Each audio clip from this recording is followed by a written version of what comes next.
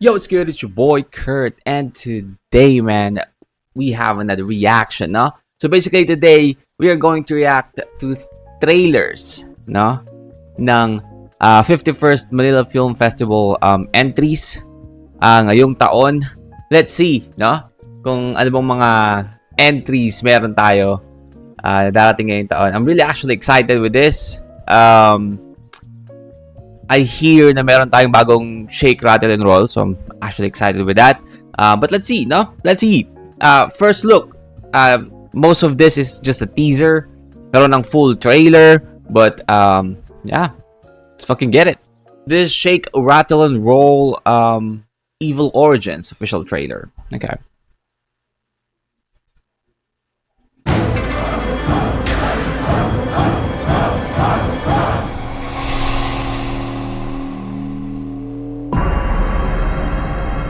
Hanggat magkakasama tayo, kakayanin natin. Isang pamilya tayo dito.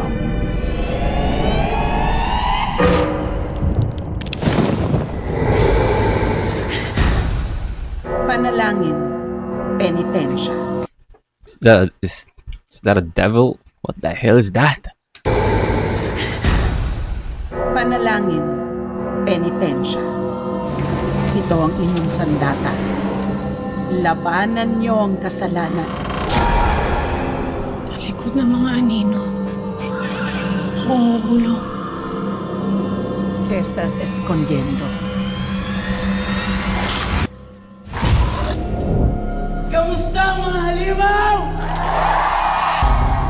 Francet? Okay. October 31, 2025. Ivana Lawi. Philippines. Ano daw? October 31, 2025. Okay. Philippines. Heliclip. Ano kasi matungkol doon?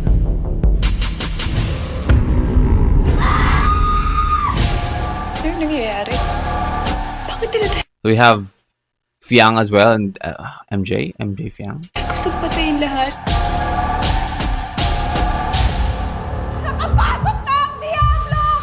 Man, this is star-studded, no? Fucking star-studded.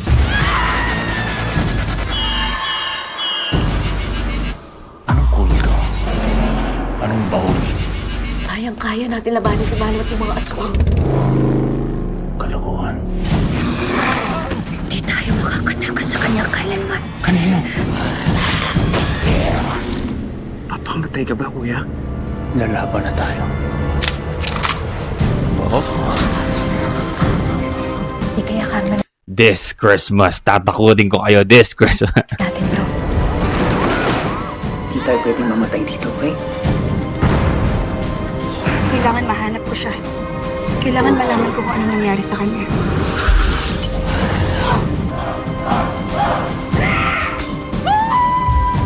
Dito na tayo. Wala nang mawawala. Let's go, man. Let's go. Evil Origins.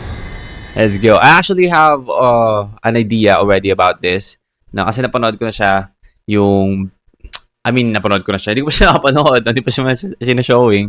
But, napanood namin yung recently lang ng asawa ko yung interview ni Loisa. No, alam niyo yung interview niya na yung nag-trending yung sa engagement, kasal nga. But, on that podcast interview, nabanggit niya na itong Shake, Rattle, and Roll, unlike dun sa other movies ng Shake, Rattle, and Roll, dito, paano sabihin to? Yung pinaka-first story niya is parang like year 1700s. Yung second is like 2025, like present, and then yung third is parang future, no?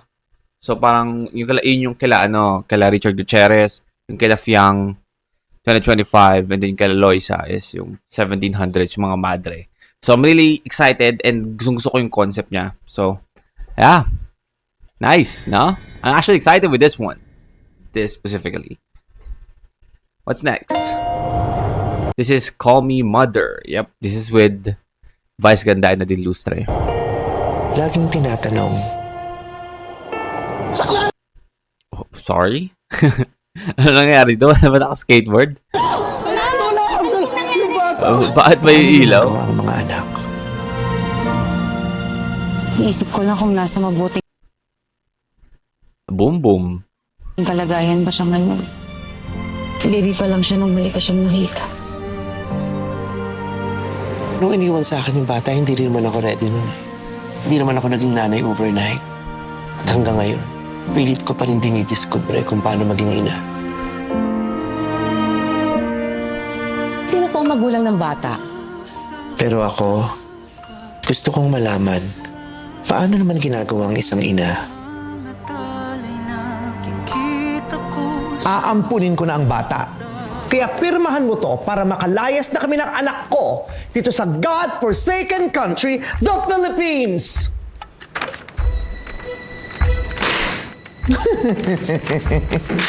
That is so predictable. May isa May other copy. Let's go. We actually just recently watched sa ito, Breadwinner, which is sobrang solid, no? Lalo na yung one scene doon na nag-aaway-aaway sila magkakapatid. Isang buong scene na walang cut. If you notice, walang cut yon, dire-diretso hanggang doon sa si Vice ganda na lang yung nagsasalita, which is napakaganda, no? Napakaganda doon. So I'm actually also excited with this. No? Kaya magiging mukhang mas magiging heavy to because again, about anak, no, na iniwan, ampunin, about umampon and yung nag-iwan sa bata. So, yeah. Hey! It's nice.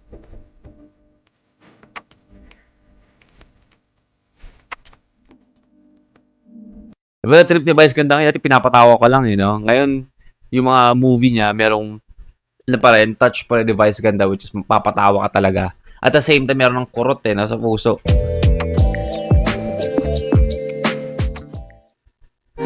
Next one, Love You So Bad. This was with Will Ashley, Dustin Yu, and Bianca De Vera. Di ko actually nakilala.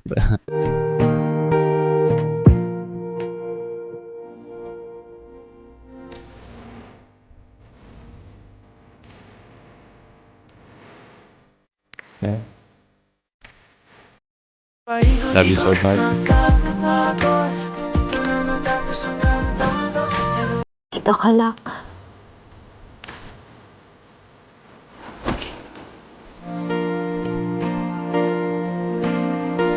Shit, ay iwan. Oh, hindi kita iiwan. First time pala kami nagkita sa bar, right?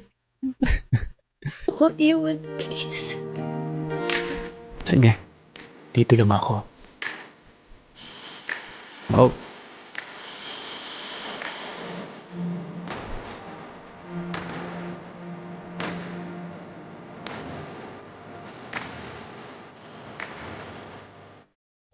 Okay. Classic love story. Love triangle. I see it. We have that as well. Let's see the next one. What's the next one? I'm actually not a fan of this type of movies, but sure.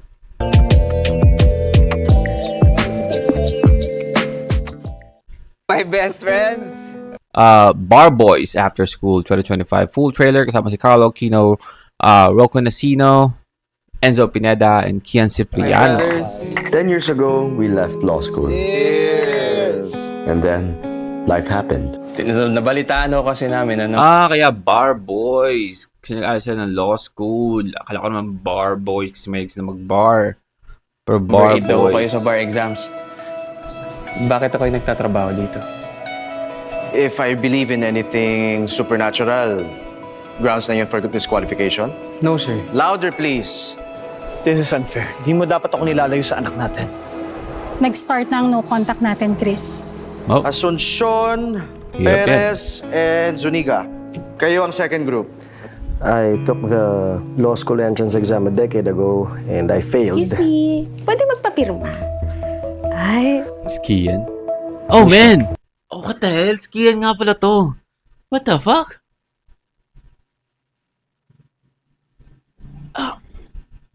Man! Hindi ko siya namukaan. Nasanay ako doon sa parang rockstar look niya, yung usual look niya. Glyza? Pagod na ako. Can you work? I need an answer. Yung ibang service workers na nagtatrabaho, na nagko-commute ng 2 oras kagaya ko, yung ihilata na lang tapos matutulog. Ako hindi, sir.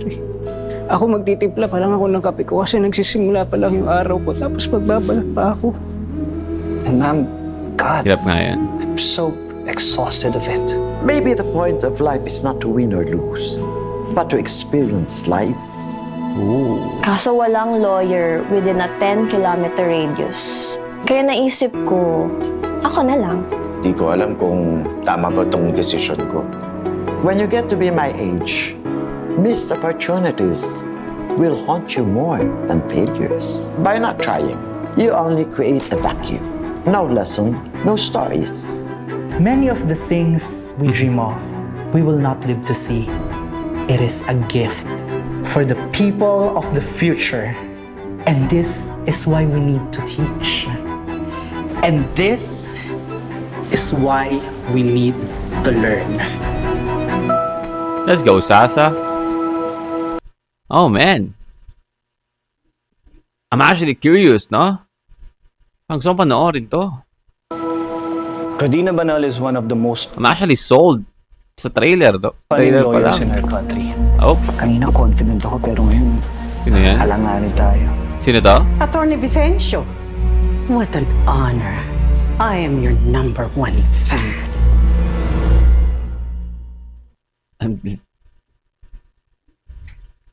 Dapat pa shocking yun. Sorry, di ko siya kilala.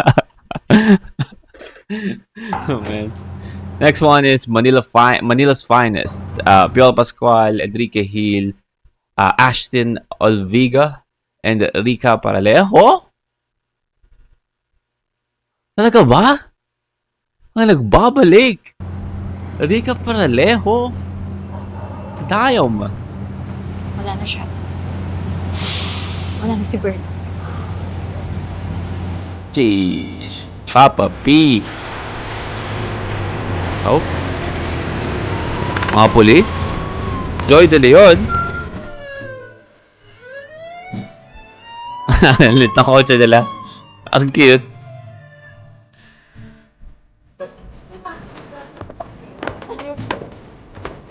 Kasi ka Paralejo, man.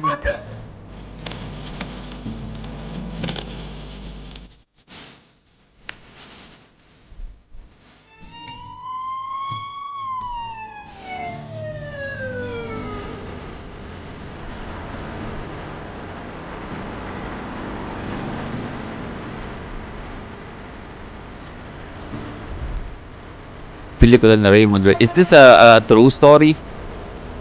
Itong Manila's Finest? Men, walang masyadong magharbong music, like trailer music background, no? Just this, acoustic guitar. Pero, you got me, man. You got me. We have Unmarry. Sa paggawa ng petition for annulment, kailangan ikwento Ooh. Heavy na agad yung topic, mo lahat. Okay. We want details. Para nagsimula, Sanjo. complete, Nice. Alright. convincing, compelling. Angelica Panganiban. We need drama. Real drama. For annulment, right? Kailangan meron talagang drama para mag-grant yung annulment. A reason actually ba't kayo maghiwalay. How it ended. Bakit kayo naghiwalay? Hindi ba sapat na sabihin hindi ko na siya mahal? Hindi na daw niya ako mahal. Leaves will soon grow from the banner Oh, you already know this is going to be heavy. I mean, maga to kasi ng movie yung gusto panoorin ng asawa ko. I mean, most hard mapapanood namin to kasi gusto panoorin to ng asawa ko. But, again, hindi naman to yung first choice ng movie na pipiliin ko panoorin. Pero, I know this is going to be heavy and I know I'm gonna watch this with my wife.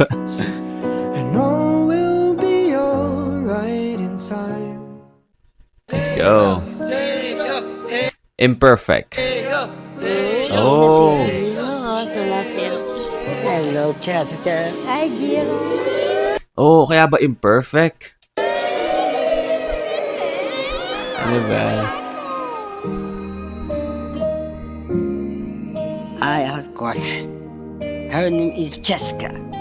She is pretty. I want to marry Jessica. Hey, let's go. I'm still. Let's follow your heart. I'm part of your heart. I'll follow your heart.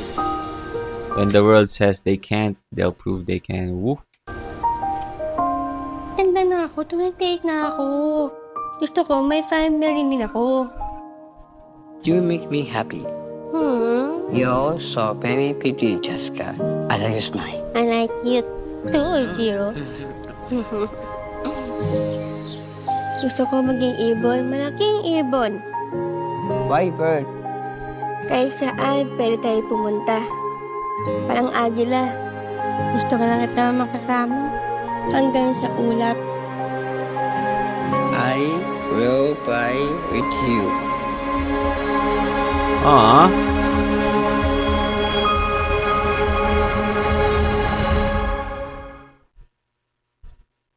Wow.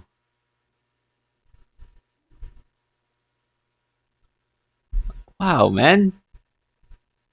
Don't know about you, but I want to watch that. I want to watch that. Shit. Alright, that is our entries for 51st Metro Manila Film Festival. Ang daming, kaabang-abang. Ang daming kaabang-abang. Hindi ko na-expect na more than half of the entry ang gusto kong panoorin. No? Usually, like, there's only 1 or 2 entries sa Manila Film Festival. Ang parang, I'm curious na parang, parang maganda to ah. Pero this time, I mean, more than half. Shit.